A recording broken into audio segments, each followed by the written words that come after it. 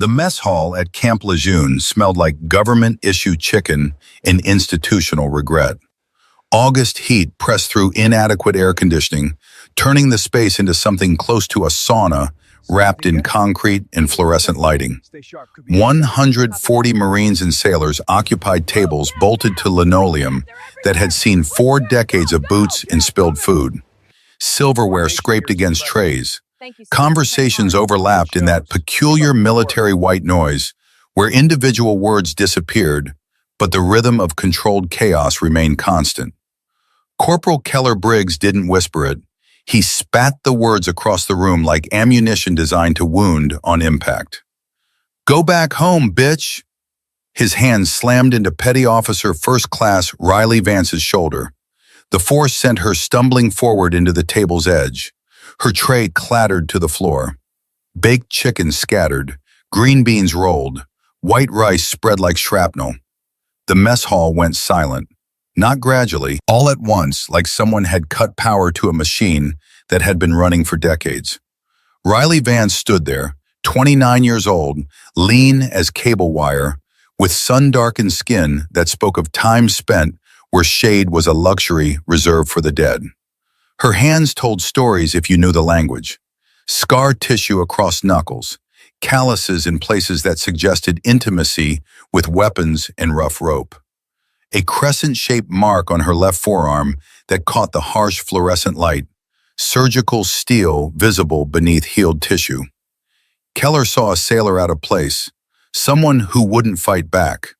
What he didn't see was the way her pupils dilated and contracted in a single breath. The way her eyes tracked every exit without moving her head. The way she cataloged every potential threat. 47 Marines, 18 sailors, 3 civilian contractors. She assessed which ones mattered. Her hands calculated angles and distances. Fork, tines up. Tray edge, aluminum composite, sharp if swung correctly. Chair leg if separated from base, 22 inches of leverage. She processed this in less than 2 seconds. Reflex. Muscle memory written so deep that conscious thought never entered the equation. Keller stood there, chest inflated, fists clenched, waiting for tears, waiting for her to run, waiting for validation that he mattered. Riley stood slowly, brushed rice off her Navy working uniform Type 3. The blue-gray digital pattern marked her as something other than Marine. Her hands didn't shake. Her breathing didn't change. She looked at Keller for exactly 3 seconds. Not long enough to seem like a challenge, not short enough to seem like fear, just evaluation, clinical. Then she turned and walked out, boots measured on tile, shoulders square, back straight. The kind of control that suggested violence wasn't foreign to her, just something she was actively choosing not to employ. The mess hall stayed quiet for 5 seconds. Then the noise returned, muted, subdued. Wrong. Across the room, Gunnery Sergeant Colton Reeves set down his coffee cup with more force than necessary. At 62, he'd seen enough Marines to recognize the real ones from the pretenders. He pulled his phone and typed a message to a number he didn't call often but never forgot. "We have a problem. The Vance girl. Mess hall incident. You need to see this." The response came in 30 seconds. "On my way." Lieutenant Commander James Thorne, retired, was 68 minutes away. He drove faster than traffic laws suggested was appropriate. Kingman, Arizona, 1998. Summer heat turned the high desert into something that could kill you if you weren't careful. Riley Vance was 16, wearing her father's old camouflage pants rolled at the ankles. Gideon Vance stood across from her in the dirt yard behind their double-wide trailer, smoking a Camel unfiltered. At 41, he still moved like a Marine. "Again," he said. His voice carried gravel and cigarettes and something broken that never quite healed after Beirut. Riley moved. Cross-step, elbow strike, hip throw. The practice dummy absorbed the impact and swung back. "Faster," Gideon said. "You're thinking. Stop thinking. If you're thinking, you're already dead." She reset, moved again. Faster. muscle memory beginning to replace conscious thought. Gideon nodded. In Beirut, the ones who survived weren't the strongest. They were the ones who moved without thinking when the building came down. Pure reflex. He'd been 26 when the truck bomb hit the Marine barracks in Beirut, October 23, 1983. The explosion lifted the four-story building off its foundation and pancaked it into rubble. 220 Marines killed in a single moment. Gideon had been on patrol when it happened. Came back to find his unit buried under concrete and rebar. Spent 18 hours pulling bodies out. Most of them weren't whole. Riley's mother had left when Riley was 9. Just drove away one Tuesday morning and never came back. Left a note saying she couldn't handle the ghost he carried. After that, it was just the two of them. He taught her what he knew because it was the only language he spoke fluently. The Cold War taught us something the politicians never understood, Gideon said, crushing the cigarette under his boot. It's not about who has bigger weapons. It's about who can endure longer. Who can operate in shadows when the whole world is watching, but nobody's seeing. Riley nodded. She was 16. She didn't fully understand. Not yet. Gideon pulled a rifle from the trailer, M4 carbine, maintained with obsessive care. Field strip it, blindfolded, 60 seconds. The red bandana smelled like motor oil when he tied it around her eyes. Her hands knew the weapon better than her eyes did. Upper receiver. Pull the charging handle. Check the chamber. Always check the chamber, even when you're sure. Her fingers found components through memory. Bolt carrier group, buffer spring, lower receiver. Each piece had weight and texture and position. 53 seconds. She held up the completed weapon, still blindfolded. Gideon examined her work. Perfect. He almost smiled, but Beirut had taken that too. Your mother left because she couldn't handle what the war made me, he said. Some people aren't built for this. You are. I can see it. Question is whether you want it. Riley looked at the rifle in her hands. 16 years old, standing in the Arizona desert with a father who'd been broken by a war most Americans had already forgotten. I want it, she said. Then I'll teach you everything. Not because I want you to fight, because I want you to survive when fighting becomes necessary. By 18, Riley could outshoot most men at the local range. Could navigate by stars, could hump a 60-pound pack through terrain that broke weaker people. She enlisted, Navy, not Marines, like Gideon instructed. Chose cryptologic technician, clearances, challenge, work that mattered. She spent 3 years doing signals intelligence work, learned to find patterns in communications intercepts. She was good, better than good. That was when they found her. 2 men showed up after a training evolution. Didn't give full names, just rank and department. The department was one of those alphabet combinations that meant nothing without proper clearance. They waited until she was alone. Night watch aboard the USS Michael Murphy, somewhere in the Mediterranean. She just identified a pattern 3 senior analysts had missed. Chatter indicating a planned attack on a diplomatic convoy in Benghazi. The men wore civilian clothes. One was maybe 40, lean and weathered. The other younger, eyes that never stopped moving. They had the look. Operators. You're good at finding things people don't want found, the older one said. Part of the job. We're looking for people who want to do work that matters. Work that will never appear in any official record. Work that will test every assumption you have about your own limits. She should have asked questions. Instead, she said, "When do I start?" The younger one smiled. "You already have." They called it the GHOST program. 47 women selected since 2015, 12 active at any given time. Female intelligence operators who could access places male operators couldn't.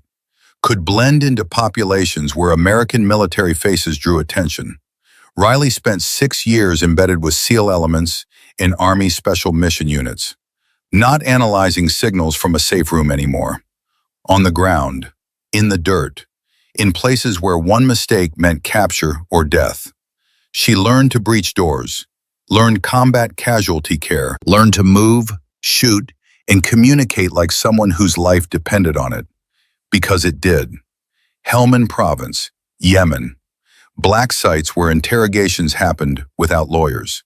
She provided real-time intelligence support, translated documents, stood security during extractions, did whatever needed doing. The crescent scar on her left forearm came from Helmand. August 2021, Operation Sandstorm. A breaching charge that cooked off during an assault on a compound where time mattered more than safety margins. The shrapnel had torn through muscle and embedded in bone. Lieutenant Commander James Thorne had dug it out with a multi-tool while she bit down on a rifle strap. They'd held that compound for 72 hours against Taliban militia forces that should have overrun them in the first 12. Thorne was 55 then, a SEAL who looked 60 from accumulated weight of too many deployments. His father had been a SEAL during Desert Storm, had taught Jameson about old wars and new wars, about clear enemies versus shadows. Thorne taught Riley the same lessons. Through 3 days pinned down in a compound that smelled like cordite and blood, making ammunition last, treating wounds with supplies meant for minor trauma, staying calm when calm was the only thing keeping everyone from panic. All 5 of them made it out. The HVT made it out. The intelligence prevented an attack in Kabul that would have killed over 200 American personnel during the final withdrawal. On the 3rd day, when extraction finally came, Thorne pulled Riley aside. "You survived this," he said, voice rough from 3 days of shouting orders. "But surviving isn't enough. You need to figure out what you're going to do with the survival." He paused. "Promise me something. If you make it through this deployment, walk away when the time comes. Find your line and hold it. Don't become what the war wants to make you." She'd promised. 8 months after Helmand, Riley requested rotation out of the JSOC detachment. Done operating in places that didn't officially exist. Done being a weapon. They sanitized her service record, sent her to Camp Lejeune with a cover story about training liaison duties and instructions to keep her head down. The deal she made with herself was simple. Do administrative work. Don't draw attention. Don't use the training. Try to be normal until her 20 years were up. She'd made a promise in that Helmand compound. If she made it out, she'd try to live as something other than a weapon. Then Keller Briggs decided she needed to be put in her place. Camp Lejeune, 45 minutes after the mess hall incident. Lieutenant Commander James Thorne walked into Captain Ashford's office without knocking. At 58, he moved with the economy of motion that came from 3 decades as a SEAL. His face was weathered, gray hair cut military short, eyes that evaluated everything. He wore civilian clothes, but something about his posture screamed military louder than any uniform could. Captain Garrett Ashford looked up. "Commander, that was fast." Reeves said it was important. Ashford gestured to a chair. Thorne sat. "Corporal Keller Briggs assaulted Petty Officer First Class Riley Vance in the mess hall at 1300 hours today," Ashford said. "Physical contact, verbal abuse, in front of approximately 140 witnesses." Thorne's expression didn't change, but something in his eyes hardened. "Riley kept her cover? Walked out without responding. Perfect discipline. But we have a problem. Keller needs to be educated. More than that, I received a call from JSOC this morning. They're concerned about Riley's presence here. Too many people asking questions. Her cover story doesn't hold up under scrutiny. She's too competent for a training liaison. Marines are starting to notice." Thorne absorbed this. They want her moved. They want her exposed. Controlled exposure. Use it as a teaching opportunity. Show the Marines what real operators look like, but do it officially, properly declassified. That compromises her. She's already compromised by Keller's assault. If he'd pushed harder, if she'd defended herself, questions would have been asked. Her real file would have been pulled. Ghost program gets exposed. 12 operators still deployed lose their covers. People die. Thorne understood the calculation. Sometimes individual operators got sacrificed for the mission. What's your plan? Ashford pulled a folder.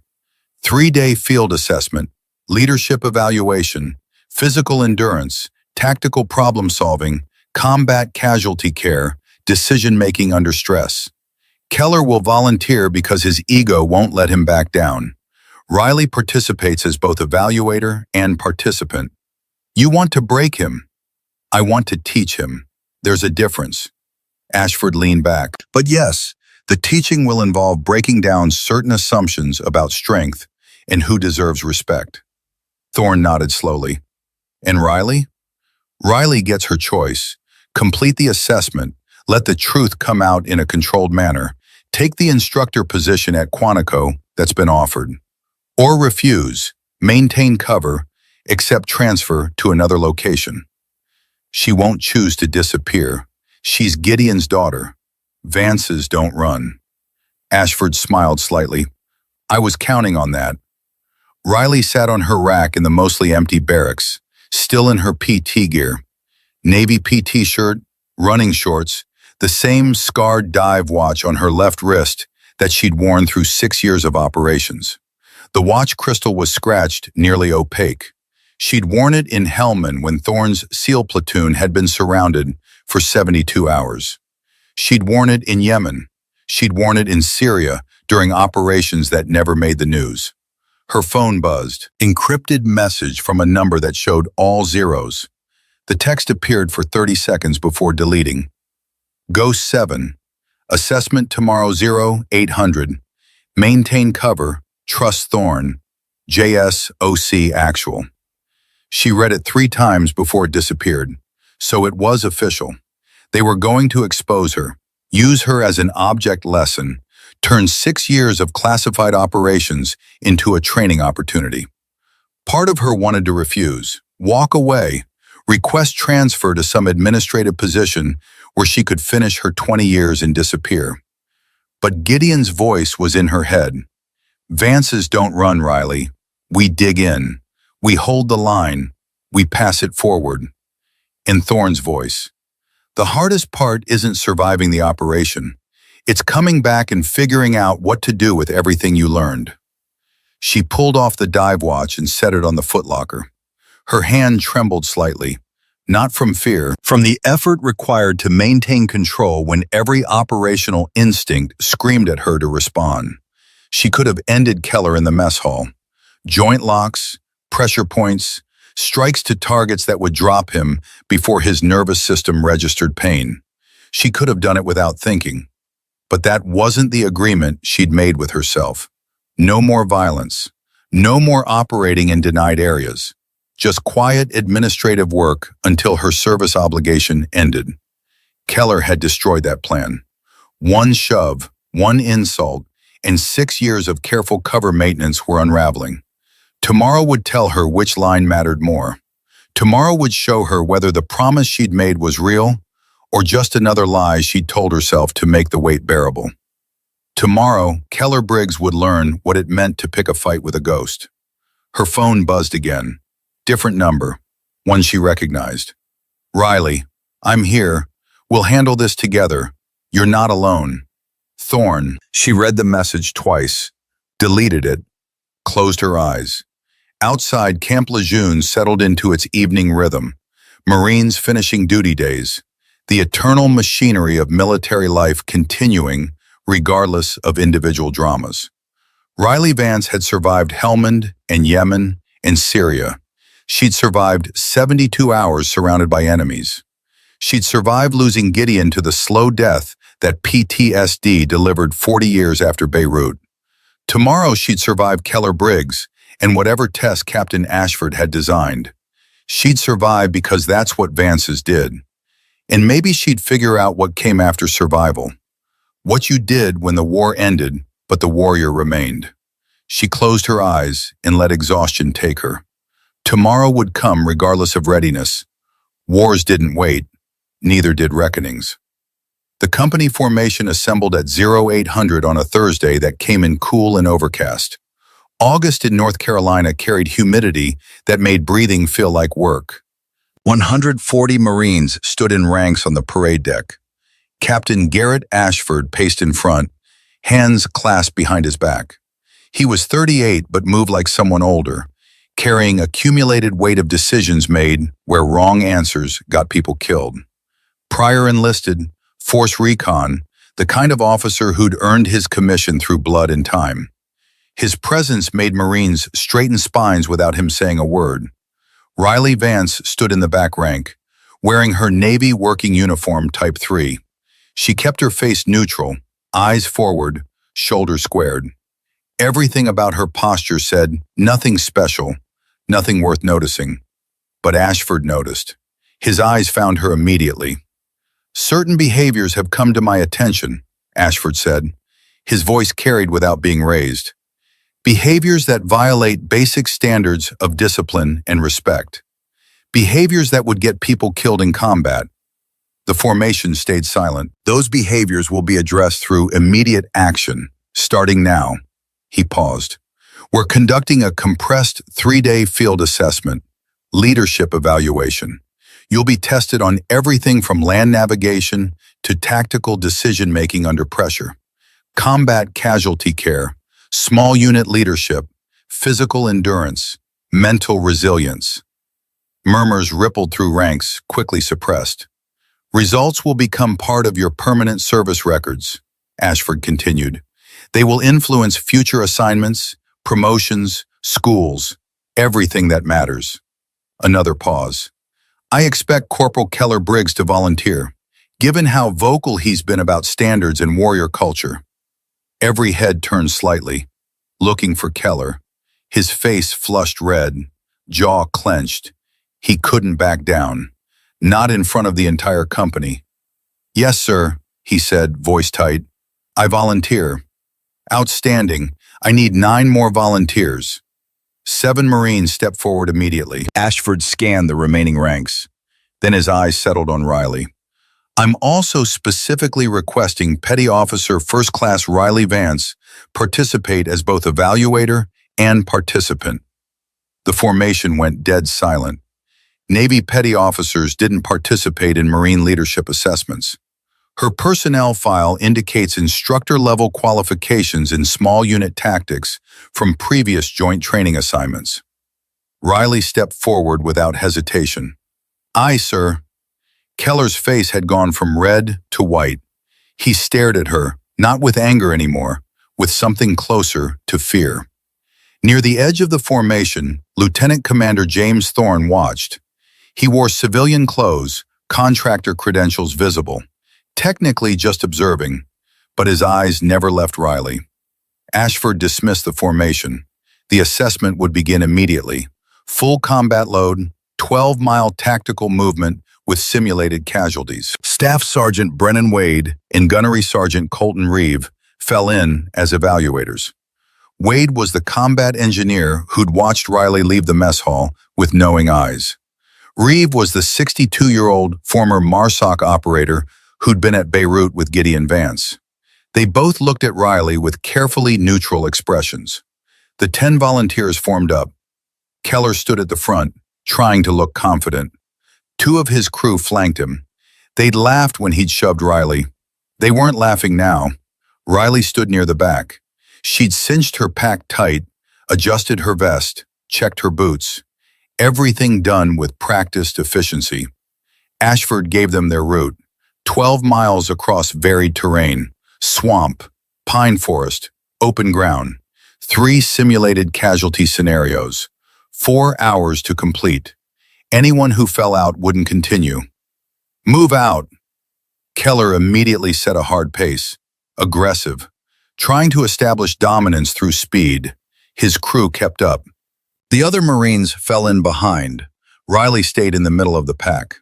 Not leading, not falling behind. Just moving with efficient economy of motion that came from carrying weight across hostile terrain where endurance mattered more than strength. Her breathing stayed steady. Her stride stayed consistent. She looked like she could maintain this pace indefinitely. By mile 4, terrain had transitioned to pine forest and sandy soil. Temperature climbing, humidity building, Sweat soaked through uniforms. Pack straps dug into shoulders. Keller was still pushing hard, but his form was deteriorating. Shoulders hunched, stride shortened, breathing ragged. Strength without efficiency was just a countdown to failure. Behind the formation, Thorne moved through pine forest like he'd been born there. At 58, he could still outmarch Marines half his age. Not through superior strength, through superior technique. He taught Riley these techniques in Helmand, Soviet Spetsnaz methods adapted for modern operations. Weight distribution using skeletal structure instead of muscular endurance. Breathing cadence maximizing oxygen efficiency. He watched her now and saw every lesson reflected in her movement. She'd surpassed him in some ways, refined the techniques through 6 years of continuous operations. But the foundation was his teaching. At mile 5, the first simulated casualty appeared. Staff Sergeant Wade stepped out wearing a red vest marked casualty. IED strike, 2 wounded, 1 critical, 1 ambulatory. Limited time before follow-on attack. What do you do? Keller rushed forward, tried to perform a fireman's carry. Wrong technique, wrong application. Treating this like a gym exercise instead of a tactical problem. No consideration for whether moving the casualty would worsen injuries. No assessment of tactical situation. No security established. He was gassing out, legs trembling, had to set Wade down after 20 meters because his strength was failing. Riley watched for 10 seconds, then moved forward. Permission to demonstrate proper tactical combat casualty drag, Staff Sergeant. Wade looked at Captain Ashford. Ashford nodded. Proceed. Riley knelt beside him. Her voice was calm, instructional. In a real IED strike, you assume secondary devices or enemy observation. Speed matters, but so does technique. She grabbed Wade's vest by the drag handle, kept low, pulled him 20 meters to a depression behind a fallen log. Cover and concealment. The whole movement took 15 seconds. Smooth, controlled, no wasted energy. Second priority is assessment. Check breathing, check massive hemorrhage, check for tension pneumothorax. In that order. Everything else waits. Wade was watching her with narrowed eyes. So was Reeve. They recognized something. This was muscle memory. Operational experience that only came from doing it for real. From his position in the tree line, Thorne allowed himself a small smile. That was his teaching. But more than that, it was Gideon's teaching, filtered through him and refined by Riley's own experience. 3 generations of warriors condensed into a 15-second movement. Continue movement, Wade said. They continued. Mile 6. Mile 7. The second Marine dropped. Heat casualty. They left him with water and a safety observer. By mile 8, Keller's form was completely broken. Survival shuffling now. Just putting one foot in front of the other through stubborn refusal to quit. Riley hadn't changed pace once. She moved like someone who'd done this carrying heavier loads across worse terrain. By mile 12, only 6 of the original 10 were still functional. Keller finished barely, bent over, dry heaving, looking like death. His crew members collapsed. Riley walked across the finish line looking ready to continue for another 12 miles. She found shade, drank water, stretched, waited. Wade walked over to Reeve. They stood close, conversation quiet. Riley could read their body language. They knew, or suspected. You didn't move like that without operational experience. Thorne emerged from the tree line and walked to Ashford. They spoke briefly. Ashford nodded once. Captain Ashford gave them 15 minutes to hydrate, then announced the next evolution. Tactical problem solving, building clearance, limited intelligence. You'll need to plan and execute. This was where experience separated from bravado. Keller immediately tried to take charge, still breathing hard, trying to project authority. We need to move fast, speed and aggression. We rush the door. I go first. Everyone follows close. Flood the room. Overwhelm any threats through violence of action. It sounded like every military movie ever made. It would get everyone killed in 30 seconds if this was real. What about fatal funnels? One Marine asked. Lance Corporal Reed, young, smart enough to ask questions. What about them? Keller shot back. Doorways are fatal funnels. We stack up outside, we're bunched. One grenade kills everyone. We rush through, we're silhouetted. Easy targets. Keller waved him off. Speed negates that. We move too fast for them to react. Riley watched this disaster develop for 2 minutes. She could let it play out, let him fail. But something Gideon had taught her came back. You don't let people fail when failure gets them killed. May I make a recommendation, Staff Sergeant? She said, looking at Wade. Wade glanced at Ashford. Ashford nodded. Proceed, Petty Officer. Riley found clear dirt, used a stick to sketch the building layout. Her movements were precise, economical. The kind of precision that came from drawing these diagrams hundreds of times where plans mattered because lives depended on them. 4-man stack on the left side of the door. Not centered. Fatal funnel is here. She marked an X. Anyone standing there when the door opens is in the kill zone. She drew clean lines, precise angles. Her stick moved with certainty. Support by fire position here, elevated if possible. Overlapping fields of fire cover this angle and this angle. They can see the door, but they're not exposed to it. Thorne had stepped closer, close enough to watch Riley teaching the same doctrine he taught her in Helmand. Breach team enters in sequence, Riley continued. First man button hooks left. Second man button hooks right. Never cross the center of the doorway. That's the fatal funnel. You clear corners first. Weapons up. Verbal communication. Clear left. Clear right. Everyone knows the status. She referenced Marine Corps Warfighting Publication 3-35.3 from memory. Military operations on urbanized terrain. This is progressive clearing, room to hallway to next room. You maintain security throughout. You don't rush.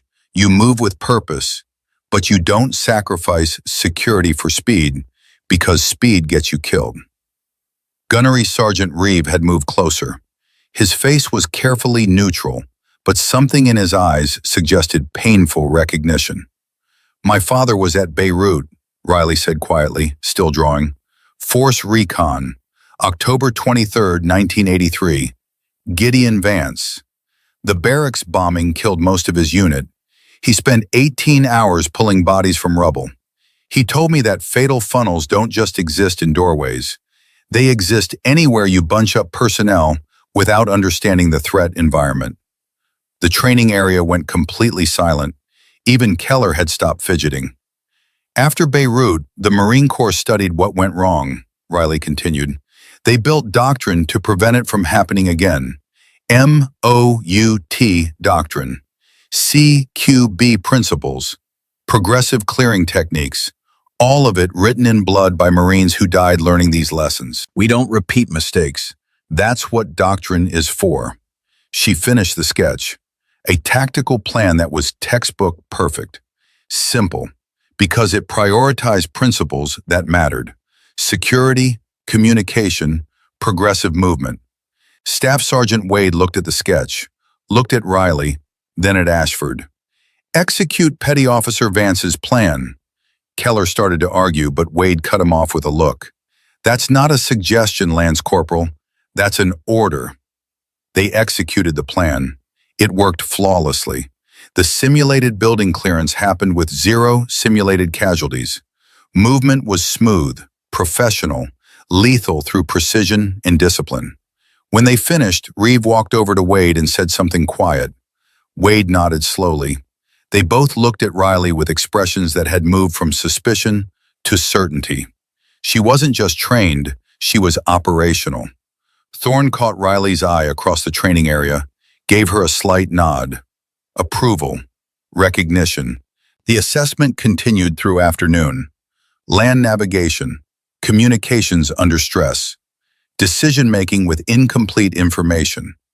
By 1700 hours, 3 more Marines had dropped. Not from physical failure, from mental exhaustion. Keller was still functional, but barely. His earlier confidence had evaporated. Now he just looked exhausted and confused. Riley hadn't changed, still calm, still efficient, still moving through each evolution like just another day at work. But Thorne could see the cost. The way her hands trembled slightly when she thought nobody was watching. The way her eyes tracked threats that didn't exist here, but existed in memory. As the sun began setting, Captain Ashford gathered the remaining 6 participants. Day 1 complete. Tomorrow brings combat casualty care under stress. Multiple casualties, limited supplies, active simulated hostile fire. It will test everything you've learned about medicine and leadership and keeping your head when everyone else is losing theirs. He paused, looked at each of them. You've all performed adequately today. Tomorrow we find out who can perform when adequate isn't enough. When perfect is the only acceptable standard because anything less means people die. He dismissed them to barracks, told them to eat, hydrate, sleep. As the group dispersed, Thorne fell into step beside Riley. They walked in silence for a moment. You're doing fine, Thorne said quietly. Keller's breaking. That's the point. He needs to understand what he doesn't know before he can learn anything. Riley nodded. Gideon used to say the same thing. Break them down to component parts, then rebuild them correctly. Gideon was right. About a lot of things, Thorne paused. Tomorrow's going to be harder. Casualty care evolution. They're going to see techniques that aren't in the standard curriculum. Techniques you learned downrange. I know. Once they see that, questions get asked. The cover unravels. I know. JSOC wants it to unravel. Controlled exposure. Use me as a teaching tool. Thorne's jaw tightened. You deserve better than being a teaching tool. Maybe, but 12 operators are still deployed. If my exposure protects their covers, if my story teaches these Marines something that keeps them alive, then maybe it's worth it. They reached the barracks. Thorne stopped, turned to face her. Your father would be proud, not because you're a warrior, because you understand why warriors exist. To protect, to teach, to pass it forward. That's the hardest lesson. Riley managed a tired smile. You taught me that, in Helmand, during the 72 hours. I reminded you, Gideon taught you first. Thorne walked away. Riley stood in fading light outside the barracks. She could hear Marines inside, normal sounds of military life continuing. Tomorrow would bring the casualty care evolution. Tomorrow she'd show techniques that would reveal where she'd been and what she'd done. Tomorrow the ghost would become visible. But tonight she had a few more hours of anonymity. She walked inside, found her rack, lay down in gathering darkness, thought about Gideon in that Arizona desert, thought about Thorne in Helmand, thought about lessons learned in shadows. Outside, evening formation called Marines to attention. Commands given, commands followed. Tomorrow would come, ready or not. Riley closed her eyes and waited for dawn. Day 2 arrived with humidity that made dawn feel like punishment. The sun hadn't cleared the tree line, but the air was already thick. Riley woke at 05:30, muscle memory from 6 years of operations. She found Thorne already at the training area, setting up equipment with Wade and Reeve. The 3 of them moved with synchronized efficiency. Reeve looked up when Riley approached. At 62, he carried his age in weathered lines, but not in movement. Petty officer, he said, voice carrying gravel from decades shouting orders. Your father taught me something in Beirut. Said the difference between living and dying in an IED strike isn't speed. It's knowing which casualty to treat first. Triage separates amateurs from professionals. Riley met his eyes, saw recognition, understanding. Reeve had been at Beirut with Gideon, had survived the barracks bombing, had spent 18 hours pulling bodies from rubble alongside her father. He taught me the same thing, Riley said, in the Arizona desert, said you can't save everyone, so you better know how to save the ones you can. Reeve nodded slowly. Today you're going to show these Marines what that looks like. Not theory, application. You understand what that means?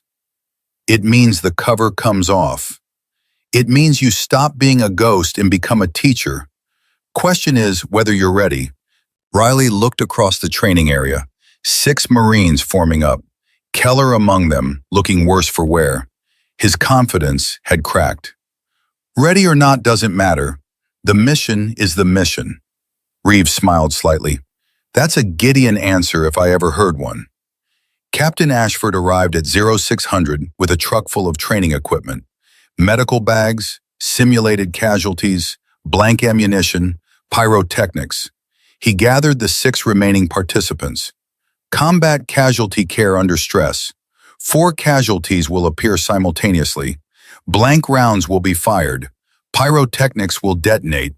You'll have limited supplies and limited time. The scenario is designed to overwhelm you, to force you to prioritize. He paused. This evolution has no practice runs, no do-overs. You get one chance to prove you can function when everything goes to hell. Petty Officer Vance will demonstrate proper technique first, then you'll execute. Questions? Nobody had questions, too exhausted to formulate them. The pyrotechnics detonated at 0630. The sound was massive, concussive, hitting your chest before your ears processed it. Smoke grenades filled the air. Blank rounds cracked overhead. 4 casualties appeared. Wade wore a vest marked sucking chest wound. Reeve had femoral artery bleed. 2 other Marines were marked traumatic amputation and head injury unconscious. Someone was screaming. Someone else was yelling contradictory orders. Intentional chaos. Vance, demonstrate. Ashford's voice cut through the noise. Riley moved. Not rushed, not panicked. Purposeful. She scanned all 4 casualties in 3 seconds. Assessed by injury severity, not proximity. Triage. She dropped beside Wade first, most immediately life-threatening. Her hands moved with practiced efficiency while she narrated. Tension pneumothorax, air trapped in chest cavity, collapses the lung, compresses the heart. Patient dies in minutes without treatment. She checked for tracheal deviation. Windpipe pushed to one side, indicating pressure building. Checked for distended neck veins, both present. Seal goes on during exhalation, creates one-way valve, air out, not in. She opened a chest seal package, positioned it perfectly. Monitor for these signs. Increased respiratory distress, worsening neck vein distension, decreased breath sounds. If pressure builds, you burp the seal. She demonstrated, lifting the bottom edge slightly. Release pressure, reseal. But then she did something not in the standard manual. A technique for treating chest wounds in confined spaces. A SEAL team-specific procedure used when you couldn't lay someone flat. She positioned Wade at a 45-degree angle, supporting his back with her knee, keeping the chest seal optimal while maintaining his airway. Seamless, efficient, the kind of refinement that only came from doing it for real. Thorne saw it. So did Reeve. They exchanged a glance. That wasn't classroom knowledge. That was downrange experience. Riley moved to the second casualty, Reeve with the femoral bleed. Her hands move faster now. Tourniquet goes here, high and tight on the thigh, above the wound, not on it. She twisted the windlass with controlled force. Tighten until bleeding stops. Yes, it hurts. He lives. She grabbed a marker, wrote on Reeve's forehead, the time. Marked, he has 2 hours before we worry about the limb. Life over limb, always. Third casualty, traumatic amputation. She checked the tourniquet, repositioned it higher, tightened it properly, pulled combat gauze. Pack the wound, direct pressure, don't be gentle, push until bleeding stops. Fourth casualty, head injury. She checked airway, breathing, circulation in rapid sequence. All adequate. Recovery position. Monitor responsiveness every 5 minutes. He's stable. These 3 weren't. The entire casualty treatment had taken 4 minutes. All 4 casualties stabilized. All critical interventions performed correctly. while blank rounds cracked and pyrotechnics detonated. But more than speed or technical proficiency, it was the way she moved. The confidence that came from having done this when casualties were real and bullets were real. Keller Briggs stood 20 feet away, watching. His face had gone pale. Something in his worldview was cracking. The realization that he'd assaulted someone who'd actually been there, who'd done things he only imagined. "Briggs, you're up," Ashford called. The casualties reset. New scenario, same chaos. Keller rushed forward, tried to treat the closest casualty instead of the most critical. Wrong priority. He fumbled with a chest seal, hands shaking. He failed, not completely but enough. One casualty marked as preventable death. Another marked as critical condition that could have been stable. The other Marines took their turns. Some did better than Keller. None approached Riley's level. The gap between training and experience was visible, measurable, undeniable. By 0900, the casualty care evolution was complete. 4 of the 6 participants had failed at least one critical intervention. Only Riley had achieved perfect execution. Captain Ashford called a formation. The 6 exhausted participants formed up. Thorne stood nearby with Reeve and Wade. "What you just witnessed," Ashford said, "was the difference between knowing the steps and understanding the principles, between memorizing procedures and internalizing doctrine, between training and experience." He looked directly at Riley. "Petty Officer Vance, your performance demonstrated capability that exceeds standard training curriculum. Would you care to explain where you acquired these skills?" The moment hung in the air like smoke. Everyone knew something was coming. Before Riley could answer, a vehicle pulled up. A Navy commander stepped out, wearing service dress whites with ribbons that told stories. Silver Star, multiple bronze stars with V device, Purple Heart, and several ribbons that looked generic but meant something specific if you had proper clearance. Naval Special Warfare insignia, the SEAL Trident. Commander Elizabeth Slate was 52 with iron gray hair and eyes that had seen things most people couldn't imagine. She wore her authority quietly, just stood there, and everyone knew she was someone who mattered. She walked directly to Riley. "Turn your head to the left, Petty Officer." Riley complied. The crescent-shaped scar on her left forearm became visible, surgical steel beneath healed tissue. Commander Slate nodded once. "Helmand Province, breaching charge, August 2021. The training area went completely silent. Slate turned to address the group. "I'm going to tell you about an operation that was classified until recently, but has now been cleared for training discussion purposes."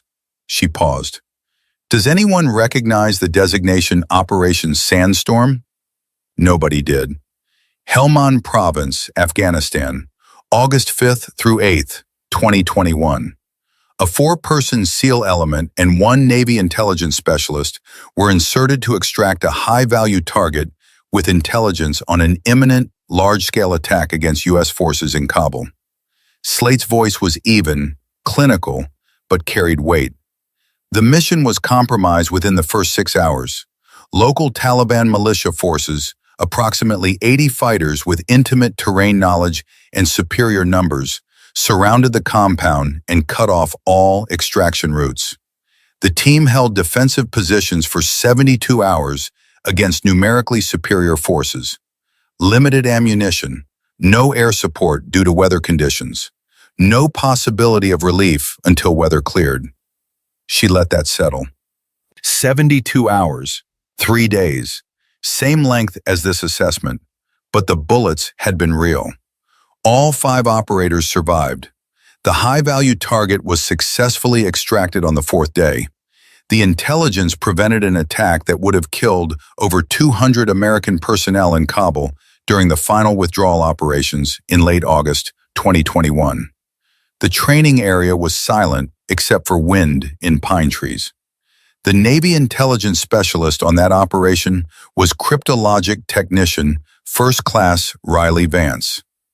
Every eye turned to Riley. She stood at attention, face neutral. Commander Slate wasn't finished. But Operation Sandstorm was more than an HVT extraction. The target had intelligence on ISIS-K Taliban coordination, on CIA operational networks that had been compromised, on Afghan government officials providing targeting information to insurgent forces. This wasn't just about preventing an attack. It was about protecting an entire intelligence architecture that had taken years to build. Dozens of assets whose identities would have been exposed. Hundreds of lives dependent on networks staying secure. She paused, let the magnitude sink in. Petty Officer Vance's work in that compound, her intelligence analysis under impossible conditions, her tactical support to the SEAL element, her willingness to stand and fight alongside operators when most people would have broken. That work saved lives we'll never be able to count because the attacks never happened and the networks stayed secure. Thorne had moved closer. His face was carefully controlled, but something in his eyes suggested pride mixed with the weight of commanding people where your decisions determined life or death. Commander Slate looked at Riley. The question I have, Petty Officer Vance, is why you requested transfer out of the JSOC detachment to do administrative liaison work at a Marine base. Why walk away from operational work after proving yourself capable at the highest levels? The training area waited. Everyone wanted to hear the answer. Riley was quiet for a long moment, then spoke, voice steady but carrying weight underneath. I made a promise, ma'am, in Helmand, during the 72 hours. If I survived, I'd stop operating in places that don't officially exist. That I'd try to be something other than a weapon. She paused. My team leader was Lieutenant Commander James Thorne. He taught me that old wars had clear enemies and new wars had shadows. That the trick was finding your line in those shadows and holding it no matter what pressure got applied. Helmand was my line. When we were surrounded in that compound, when 72 hours felt like 72 days, I told myself if I survived, I'd walk away, try to find a way to be normal again. Commander Slate listened without interrupting. Commander Thorne is here, Riley said, looking directly at Thorne now. He's been here the whole time, watching, making sure I didn't break the promise we made to each other in that compound, that we'd survive, and if we survived, we'd find a way to pass forward what we learned without becoming what the war tried to make us. Thorne stepped forward, moved from observer to participant. He looked at Riley with an expression that carried 30 years of leading men in combat. Petty Officer Vance is correct, Thorne said, his voice carrying authority earned through action. I commanded the SEAL element during Operation Sandstorm. Riley was attached as intelligence specialist, but that designation doesn't capture what she actually did during those 72 hours. He turned to address the Marines directly. She treated casualties under fire using techniques I'd taught her, but she'd refined through her own experience. She helped plan defensive positions because 4 SEALs couldn't cover all angles. She stood security during the worst hours when ammunition was running low and every sound outside meant another assault was coming. She did whatever needed doing because missions don't succeed through specialization. They succeed through people willing to do everything. Keller made a sound, not quite a word, just air escaping from lungs that had forgotten how to breathe. The full weight of what he'd done was becoming clear. Commander Slate turned back to Riley. Which brings me to why I'm really here, Petty Officer. You were part of a special access program within JSOC. We call it the Ghost Program. Wade straightened. So did several watching Marines. They'd heard rumors. Everyone in the special operations community had heard whispers about female operators who could go places male operators couldn't. But rumors were different from confirmation. 47 women have been selected for the Ghost Program since its inception in 2015, Slate said. 12 are active at any given time. They embed with SEAL teams and Army Special Mission units across denied areas. They provide intelligence support that male operators cannot obtain due to cultural and operational constraints. They conduct direct action when required.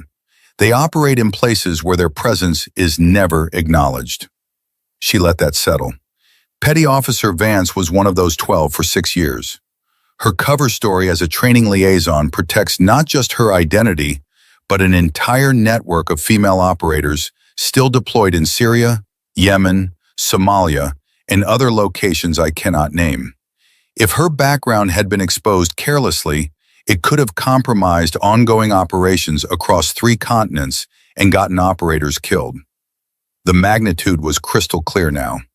Keller's face had gone gray. This assessment, this revelation, is controlled, official, properly declassified through appropriate channels with approval from the highest levels of Naval Special Warfare Command. Petty Officer Vance's cover is being adjusted because her operational utility in that capacity has ended. But make no mistake, 12 women are still out there right now, still operating, still doing work that keeps Americans safe, and their covers depend on operational security that starts with people like you understanding what you're looking at and keeping your mouths shut about classified information. She turned back to Riley, expression softening slightly. Captain Ashford has submitted a request for your permanent assignment as a combat instructor with the Marine Corps Martial Arts Program at Quantico. Full instructor billet with appropriate security clearances. You'd be teaching tactical movement, close quarters combat, survival techniques in urban environments, combat casualty care, small unit leadership under stress. Everything you've learned over 6 years of operational experience, passing it forward to the next generation. Riley's expression flickered. Surprise, uncertainty, something that might have been hope. No more administrative work that wastes your capabilities. No more hiding who you are or what you've done. Just teaching, making sure the lessons you learned in Helmand and Yemen, in places we still can't name, get passed to Marines and sailors who might need them someday. She paused. The best operators aren't just warriors, Petty Officer. They're teachers who create more warriors. They're the ones who understand that survival isn't enough, that you have an obligation to pass forward what you learned so the next generation doesn't have to learn everything the hard way. The training area was silent. Even the wind had stopped. Riley looked at the other Marines, at Keller, who still couldn't meet her eyes, at Wade, who gave a slight nod of respect, at Reeve, whose weathered face showed recognition that Gideon Vance's daughter had become what her father had trained her to be, at Thorne, who'd commanded her in Helmand and taught her that surviving was necessary, but passing it forward was what gave survival meaning. She thought about Gideon in that Arizona desert, about the promise made in that Helmand compound, about whether teaching people to survive qualified as redemption. Thorne's voice in her head. Find your line in the shadows and hold it. Maybe teaching was the line. Maybe taking everything she'd learned and transforming it into something that protected instead of destroyed. Maybe that was how you honored the dead, by making sure fewer people had to die learning the same lessons. Yes, ma'am, Riley said, voice steady and clear. I accept. Commander Slate shook her hand, firm grip, the handshake of equals who'd both been places where survival was the only currency that counted. Your father would approve, Petty Officer. Beirut taught him the same lesson. Surviving isn't enough. You have to pass it forward. The mention of Gideon Vance hit harder than Riley expected. He'd been dead 5 years. Heart attack at 62. PTSD complications finally collecting the debt that Beirut had established. You knew my father, ma'am? Not personally, but I know his legacy. Force Recon Marines from Lebanon wrote the book on small unit tactics in denied urban environments. A lot of what we teach now comes from lessons Gideon's generation learned the hard way. She released Riley's hand. Orders will process within the week. Report to Quantico the Monday after you complete your transfer paperwork. Gunnery Sergeant Reeve will be there as well.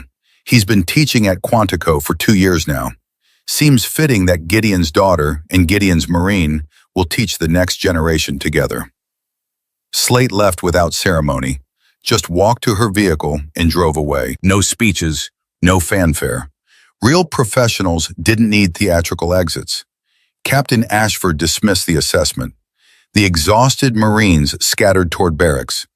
Keller lingered, standing alone while everyone else left. He looked small suddenly. Not physically, but in the way that mattered. Riley walked past him. Didn't say anything. Everything that needed saying had been said. "Wait," Keller called after her, voice rough. "Please." She stopped, turned, waited. "I'm sorry." The words came out broken. "I'm so sorry. I assaulted you. I tried to humiliate you. I did it because I was insecure and because you didn't give me the respect I thought I'd earned, but hadn't actually earned." Riley watched him struggle with it. Watched someone who'd built his identity on being tough, confronted with what real toughness looked like. "My brother Thane visited yesterday. He's a Marine Raider. Everything I wanted to be. He heard about what happened. He told me I've been hiding behind his accomplishments for years instead of earning my own. He was right. I assaulted you because I needed to feel bigger, and you made me feel small just by being good at what you do." He swallowed hard. "Thank you for not ending me in the mess hall. I know you could have. I know that now." "Yes," Riley said simply. "I could have." She left him standing there and walked toward the barracks. Thorne caught up with her halfway across base. They walked in silence for a moment. "You made the right choice," Thorne said. "Did I? Or did I just choose the only option that made sense?" "Sometimes those are the same thing." He paused. "Gideon taught you well. I just reinforced what he started. Now you'll teach others. That's how legacy works, not through monuments or medals, through knowledge passed forward." Riley nodded. "Will you be at Quantico?" "As often as they'll have me. Someone needs to make sure you're teaching my techniques correctly." She almost smiled. "Your techniques? Pretty sure those came from Cold War-era Spetsnaz doctrine filtered through SEAL modifications. Which I taught you, which makes them mine to pass on." Thorne's expression softened. "You're going to be good at this, Riley. Teaching. Better than you were at operating, and you were exceptional at that." They reached the barracks. Thorne stopped, turned to face her fully. "Your father used to say that the hardest thing about Beirut wasn't surviving the bombing. It was figuring out what to do with the survival afterward. How to make it mean something beyond just not dying. He spent 30 years trying to answer that question. Did he ever find peace? He found you, taught you everything he knew, made sure his survival meant something by ensuring you'd survive better than he did. That was his answer. Now you get to find yours." Thorne walked away. Riley stood in afternoon sunlight outside barracks that would soon be part of her past. Tomorrow she'd begin becoming someone new. Not a ghost, not a weapon, a teacher, a guardian. Inside the barracks, she found an envelope on her rack, plain manila. Inside was a handwritten note on notebook paper that had been folded and unfolded multiple times. "Petty Officer Vance, my brother Thane explained what Marine Raiders actually are and what I'm not. I'm submitting a package for Raider assessment and selection, not because I think I'll make it, because I need to find out what I'm actually made of instead of what I've been pretending to be. Thank you for not ending me. You taught me what real strength looks like. Respectfully, Corporal Keller Briggs." Riley read it twice. She didn't need his apology, but she respected that he'd written it, respected that he was willing to be tested. She folded the note carefully, filed it with her personal effects. Wouldn't respond, but wouldn't discard it either. 6 months passed. Quantico in winter carried a different quality than North Carolina humidity. Cold and wet, the kind that seeped into bones. But the training continued regardless because combat didn't pause for discomfort. Riley's first class had graduated, 23 Lance Corporals, now qualified combat instructors themselves. Some had already deployed. Letters had arrived. "Your training saved my Marine's life in a firefight outside Kandahar. The casualty care techniques you taught, we used them exactly as you demonstrated. Everyone survived. Thank you." Her office was small, Spartan. 2 photographs on the wall. The first showed Operation Sandstorm Team, August 2021. 5 operators covered in dust and blood and exhaustion. Thorne's arm around Riley's shoulders, his face showing relief and pride and the weight of leadership that never got lighter. Caption in her handwriting, "Promise kept, Commander. Legacy continues." The second showed a young Force Recon Marine, 26 years old, standing in Beirut, Lebanon, 1983. Gideon Vance before the barracks bombing, before the 18 hours pulling bodies, before the PTSD that would shadow him for 40 years. Reeve had placed it there with a note, "Your father's line. You're holding it." Riley sat at the desk reviewing lesson plans for tomorrow's class. New group of Lance Corporals, 25 this time. Same eager faces, same confidence born from not yet understanding what they were training for. The dive watch on her wrist caught afternoon light. The crystal was still scratched, nearly opaque, but the light refracted differently now, not reminding her of what she'd survived, reminding her of what she was building, of lives saved through knowledge passed forward. Her phone buzzed. Text from Wade. Keller made it through Raider selection. Barely. Broken down first week. Rebuilt from foundation. Different person now. Thane reports he's learning fast. Says little. Works hard. Long way to go, but earning it. Thought you'd want to know. Riley read it twice. Typed a short response. Good. Everyone deserves a chance to become who they're supposed to be. Another message arrived. Unknown number. Petty Officer Vance, thank you for not ending me in the mess hall. You taught me more than any training ever could. Semper Fi, Corporal Briggs, Marine Raider Regiment. She didn't respond, just acknowledged it internally. Some things didn't need responses. The sun was setting over Quantico, winter light turning pine trees into silhouettes.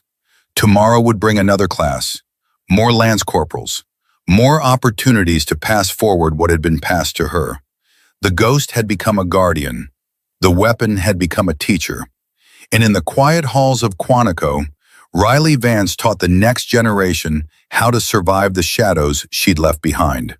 She closed her eyes for a moment, saw Thorne's face, weathered and wise, heard his voice teaching her in Hellman that survival wasn't enough, felt his presence, saw her father's face, young in the photograph, before Beirut, before the wait, before the slow death that took 40 years.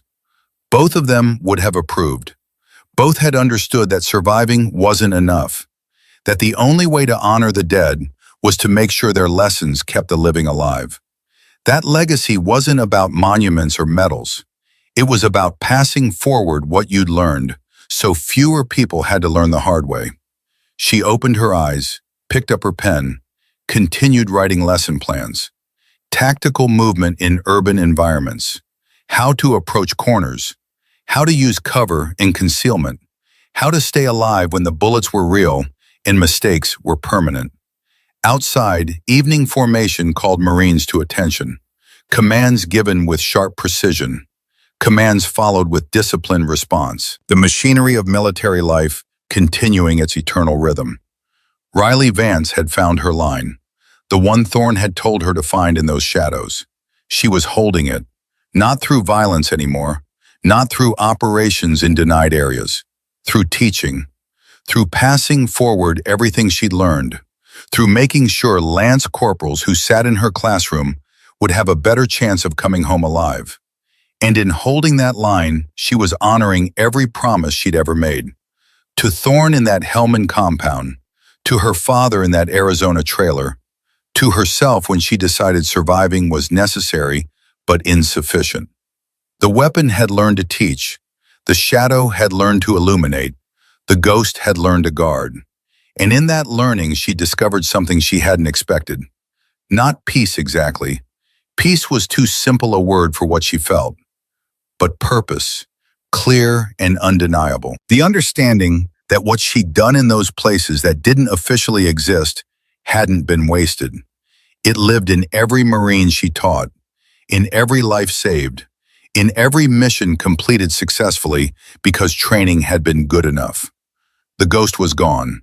The operator had retired. The teacher remained, and that was enough. That was everything.